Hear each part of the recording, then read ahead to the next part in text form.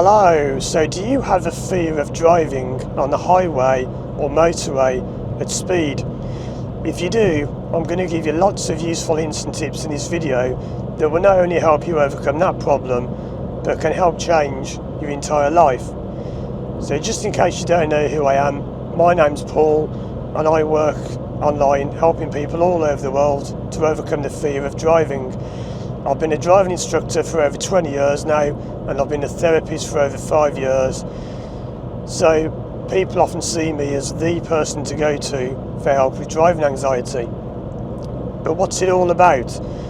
Where does it come from? Well, let me explain something to you that I learned when I became a therapist, which really started to change my life. And there is a reason why I'm wearing these glasses, apart from the fact it's quite sunny. Now I do want to point out this is all very relevant to driving anxiety and being scared of driving, so please don't skip through thinking what's this got to do with driving. It's got everything to do with driving, and if you listen to what I'm going to say, you will overcome your problem. If you skip through it looking for a quick 2-second fix, you won't overcome your problem. So I'm currently driving south on the M42, by the way, just in case anyone cares where I am. So anyway, let me tell you about life, because I'm going to tell you something now which surprised me when I learned this, and I was in my 30s when I learned this, and I had no idea about this whatsoever. And what this is quite simply that the world is not how you see it. How you see things is not how they actually are. It's just how you see them. So you see, the world is as it is, but you're seeing it through your experiences, which are formed from your parents, things that have happened in your life, your opinions on things, decisions you've made that have gone certain ways and have resulted in certain actions and consequences. All of these things have influenced your life and how you see things. So let's take an example of speed cameras while we're driving down this road. Some people see speed cameras as just a way of the police or government, whatever, making money, whereas other people see them as a way of stopping people speeding and making the roads safer. And there's a sign up there for speed cameras. But the speed camera is just a speed camera. It doesn't sit there thinking, oh, I'm working for the government making money, or I'm helping make the roads safer, because a speed camera is just a speed camera. And this road here has a very funny name. It's a very naughty name, which I had no idea it had that name. It's even on the screen, I've never noticed it before. And all of this is very relevant to your driving anxiety. Because that road with a funny name, which I'll link to, is something that could help you overcome your fear of driving. Not a name you'd want to say on the phone, especially if you live at number 69. But anyway, let's get on with this. This is all relevant to your driving anxiety, and if you're sticking with the video, you'll reap the rewards as opposed to skipping through and just looking for a quick fix. So the world is not as you see it. The world is how it is, not how you see it, not through your tainted glasses. So this is how the world is. But these glasses in my lap are my life experiences, my opinions, my thoughts, my emotions. So when I put them on, I see the world very differently to how it actually is. I will leave them on because I can see better with them on. So what's all this got to do with driving? Well, if you look at the road now, you'll see there is nowhere to pull over. And just to say that, I'm passing somewhere, you can pull over. But a lot of people I work with who have a fear of driving at high speed say, well, I can't pull over anywhere. If I'm on a road light, I'm terrified. And I'm going to now role play what a client of mine will go through. And I'm not taking the mickey, I'm not being funny. I'm just role playing what people tell me. So a lot of people have a fear of driving over 50 miles an hour. So I look at the speedo now and I'm doing about 65 because I'm just cruising, no rush. And people think, oh no, I'm doing 65, I'm going to crash, that car's passing me. Oh no, I've annoyed that driver, that driver's getting mad with me, the car behind, I'm annoying them, I need to get off the road, I can't pull over, there's nowhere to pull over, what am I going to do? I'm doing 60, I need to brake, I need to slow down, I've got to slow down, I can't do this, I'm on the motorway, I'm stuck, everyone's laughing at me, I can't do this, I can't do it. It's your perception, that's what's doing it. So what I do is with people is tell them to change their perception. So for example, this is a very basic example and it doesn't work this simply. But people will often say to me, well, I've got nowhere to pull over. And I say, well, of course you have. No, I haven't, there's nowhere to pull over. What do I do if I'm stuck? What do all these other people do? Well, they just stop. So what will you do? Well, I'll stop. But I can't stop in the road because I'll be in the road, I'll get smashed and I'll get killed. What about these safety areas on the left then? Yeah, but I can't use those, I can't get to them. That's a very basic example, but what I do is I help people to unpick their thoughts. Now often that won't work because it isn't a logical problem, but sometimes that can start to get you into the problem, as it were. But the way you see things is key, because the way you see things affects everything. Let me give you another example now, which is completely different. Because if I talk about just driving, sometimes you're so stuck in the driving problem, you can't see the wood for the trees because you're too stuck in that particular problem. So I'm going to come off the road here and head back up the other side of the road. But let me tell you about something. This is about the way I perceive things. I'm a single man, right? I've got no wife, no kids, and I've never had a relationship in my whole life. Never had a girlfriend, which does surprise some people who normally ask me, have you ever had a boyfriend? No, I've never had any relationship with anyone in my life, through choice, I may add.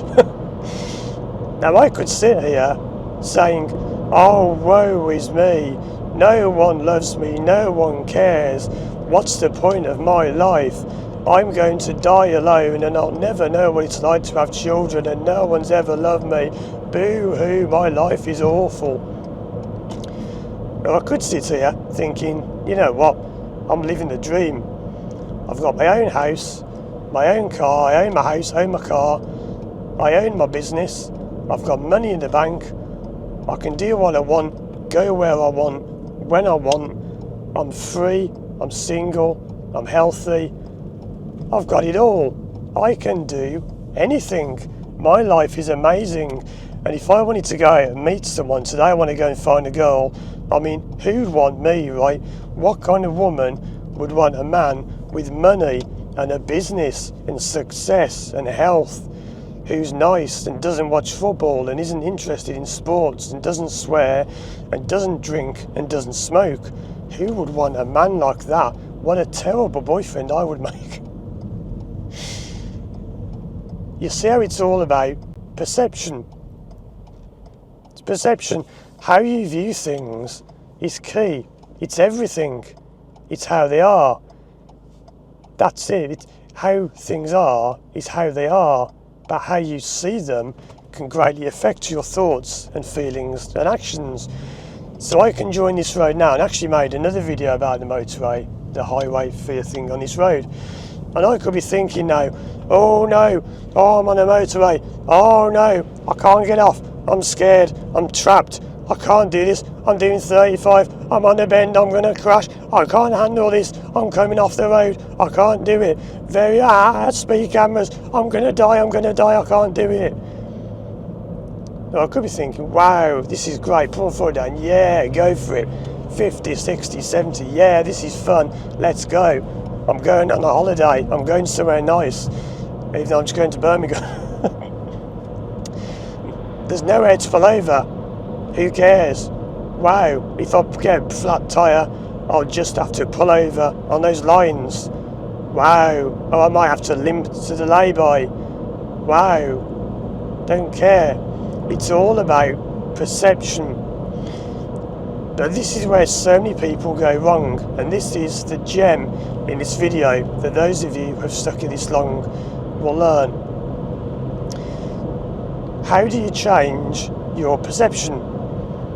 Well, it isn't as simple as just saying different things, because your perception comes from past events, and this is why I often say in my videos that driving anxiety has nothing to do with driving. It's about past events. It's about things you've done and experienced in the past which are now trapped. So, very basic example, and it often does not work like this at all, but it's just a quick example off the top of my head. Let's say that when you were a kid, you used to go on holiday, vacation, if you're American, holiday with your parents. We call vacations holidays. And when you went on holiday, vacation with your parents, because most of my clients are American, that's why I say that, you remember your parents arguing in the car, shouting at each other, screaming about getting divorced, I hate you, I saw you with that woman the other day, and blah, blah, whatever. And that's what often comes up in sessions. That's why your perception of driving is tainted. Because you see, you are linking subconsciously driving with people arguing and pain and discomfort and divorce. Now, you won't know this because people often say, oh, that's silly, that's nothing to do with it. It is. The reason you're getting fear when you drive is not because you're scared of the driving, because people always say this to me. They say, look, why am I scared of driving? I've been doing it for 30 years. I've never been scared of it. I used to love it. It used to be my relaxing escape. And now I'm terrified. It makes no sense. Because it isn't the driving you're scared of. It's your parents arguing. I'm going to drive back, otherwise I might be a bit cut up by this car. It's your parents arguing. Let's say that happened to you as a kid. Somebody cut you up. And your parents may have argued and made a big deal of it. And that's why you get a fear of driving. Because when you're driving, you're reliving that. You're reliving that emotion. You're reliving the thoughts and the feelings that came up when that argument was happening. And as a child, you perceived things differently. You see, when you get to the age of about 7, you have this thing form in your mind called the critical faculty, not the critical factor, Mr. Mandel, the critical faculty. I won't tell you who Mike Mandel is. Mike Mandel is a very famous hypnotherapist, Dr. Mike Mandel, a very well-known and respected hypnotherapist, and he gets annoyed with people calling it the critical factor, because it's a critical faculty. And anyway, Mike Mandel does great work, he's a good guy. Anyway, where was I? When your critical faculty forms, you change the way you perceive things. For example, Father Christmas, or Santa Claus for Americans. Father Christmas or Santa Claus, you believe in them until you're about, 7 or 8 years old, but then your mind changes because a critical faculty kicks in and you start assessing things differently. Hold on a minute, how can that guy come down the chimney when we haven't got a chimney? This isn't real, this is rubbish. There's no such thing as Father Christmas. But you see, the thoughts and emotions you had before that are trapped. So this is how you get driving anxiety. If you're wondering what am I going on about, this is what your driving anxiety is. Thoughts and feelings and emotions, often from before the age of 7 or 8, get trapped, but then re-emerge years later when they're triggered by your driving, because your driving reminds you of childhood memories, whatever, and you won't be aware of this. You won't have any idea this is happening. You'll just be driving thinking, why am I so scared? I'm going to tell you something now which will surprise you. Because you're not driving. It isn't you driving. It's the child you driving. It'd be like a child's driving that car. Anyway, I'm going to not try and comment on people's driving, but yeah, that's certainly not someone driving who knows about driving. So you are experiencing panic now because of an event that happened years and years ago, but you are totally unaware of this. You haven't got a clue what's going on. You'll be thinking, why am I panicking? Because you're not driving the car. It's a 5-year-old you driving the car. You've effectively become a 5-year-old driving a car. Can you imagine the panic you would have felt as a 5-year-old if you suddenly found yourself driving a car? Because you've regressed to that age in your mind. As someone else cuts me up. It doesn't look like it on the camera because the camera distorts the view, but I'm getting cut up quite a bit here despite the fact I'm doing 70. Anyway, I'm doing the speed limit.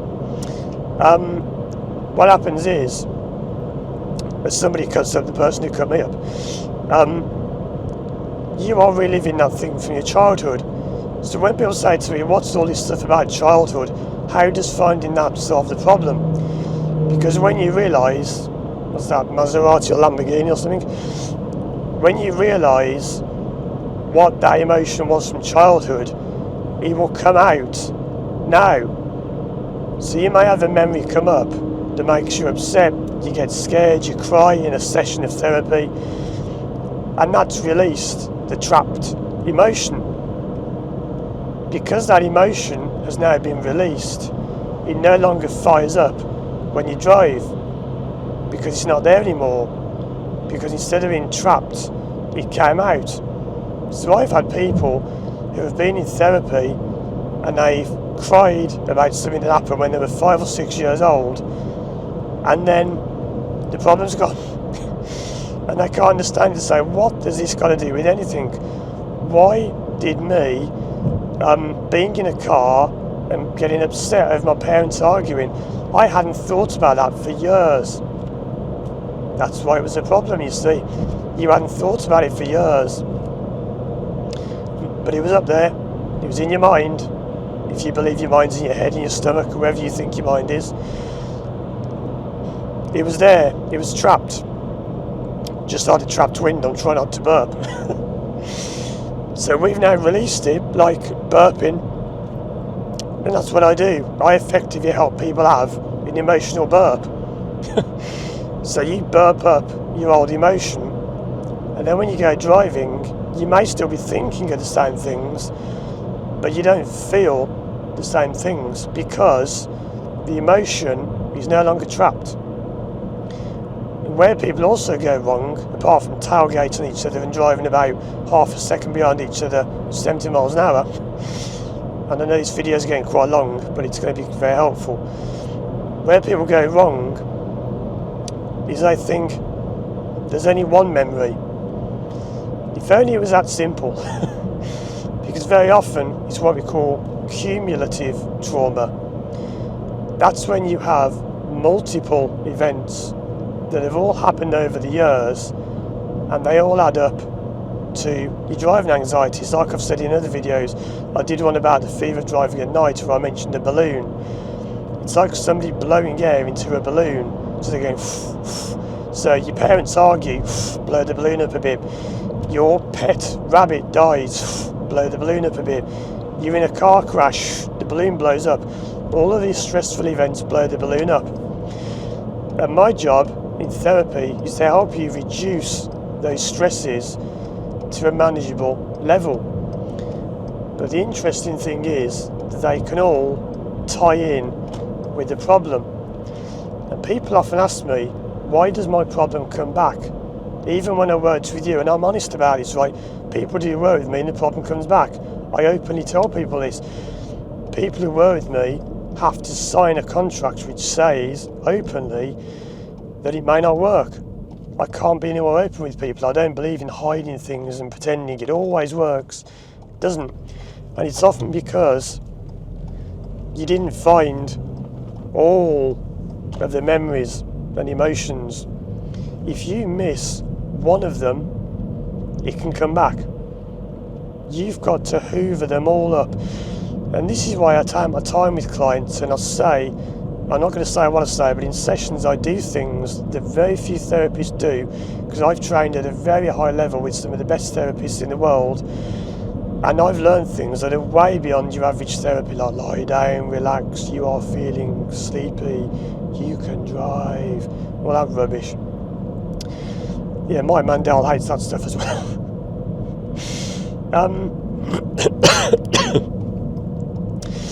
But yeah, that's why we're not going to talk much longer, because this video is going to be quite long as it is. But that's why you've got a fear of driving at speed, because simply you're perceiving things to be how they're not, because of past emotions and experiences which have affected your thoughts, which affect your feelings, which affect your actions. So the way you solve it is to find what those things are and release them, and your problem goes. So I hope that video has given you a lot of help, and if you'd like to work with me one-to-one online, you can contact me through my website firstdrive.com, or just check out the other videos on the screen now. There are hundreds on my channel giving lots of free help. Thanks for watching, and as always, I'll see you again soon for more videos.